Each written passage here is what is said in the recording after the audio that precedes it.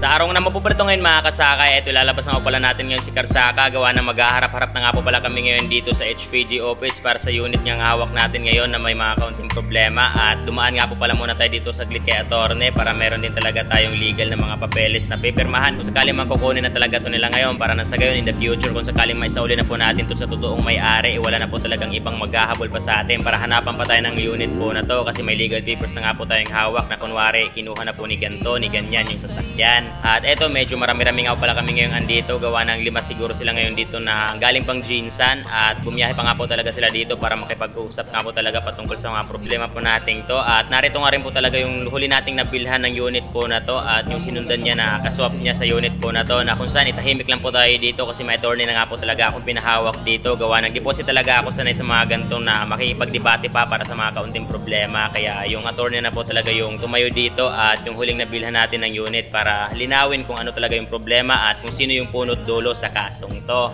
Kasi halos lahat po talaga ng mga andito biktima rin po talaga pareho, lalo't ika-6 na nga po ako nakabili nito at yung ibang ang humawak ng mga unit po na to kailangan pang hanapin para mas malinaw po talaga kung bakit nabubo yung gantong problema. At hiling ko lang rin na sana sa mga tagapanood po natin dyan na sana wag po agad tayo mapaghusga na malinigan to, malinigan yan. Sana maging sensitibo po tayo sa mga komento mga kasaka kasi lahat naman ng mga tao dumadaan po talaga sa mga gantong problema.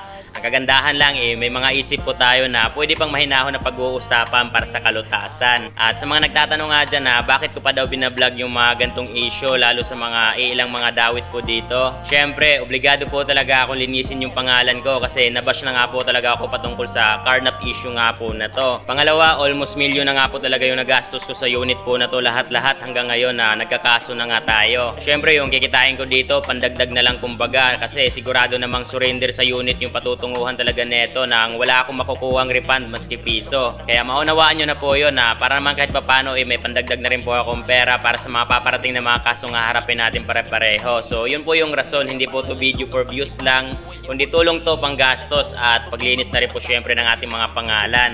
Lalo't meron po tayong mga kanya-kanya mga reputasyong inaalagaan. Kaya sana lahat ikalma lang kasi wala naman po tayong mga problemang di mapag-uusapan. Kalmado nga lang ako na milyon yung mawawala sa akin ngayon panigurado. Paano pa kaya kayo diba na kooperasyon na yung kailangan para malutas kung sino talaga yung punot dulo. Kaya sana maging sensitibo lang po tayo lahat sa mga komento. At alam naman natin lahat po talaga ng mga pangyayaring to may rason kaya nagkakaganto po tayo ngayon. May Diyos sa'yo nagagabay, tandaang di ka nag-iisa sa gitna ng lumbay. May hangganan rin ang problema. At hanggang dito lang po pala ulit mga kasaka at sa ngayon di pa nga po talaga natin may papadala yung unit sa kanila kasi may mga papilis pang hinahanap ang mga taga HPG para sa legal release po talaga ng ating mga problema. Para in the future wala po talaga tayong kakaharapin ng mga kaso na kailangang harapin pa patungkol sa unit po na to. Panahon ay masaya, minsan may lungkot kang mararanasan at di yan mawawala. Ngunit tayo'y may Diyos, huwag mong piliin